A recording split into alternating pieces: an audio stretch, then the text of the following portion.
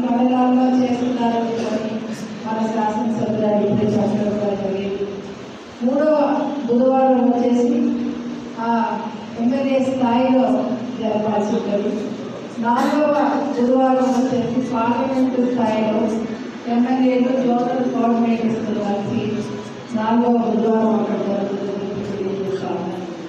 ముఖ్యంగా ఇదంతా గమనించాలా, తిరుపతి చాలా వెనుకబడింది ఈ సందర్భంలో.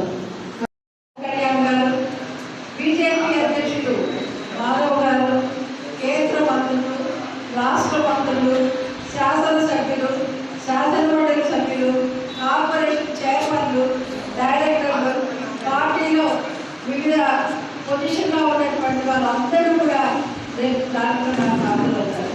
ముఖ్యంగా అనగాని సత్యప్రసాద్ గారు, మన కోఆర్డినేటర్ సత్య గారు మీ అందరూ మాట చెప్పారు.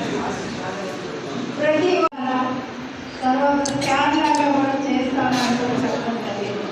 ఎందుకంటే ఇది మన ఇంటి పండుగ, ఎవరు బలవంతంగా రావాల్సిన పని లేదు. మీ యొక్క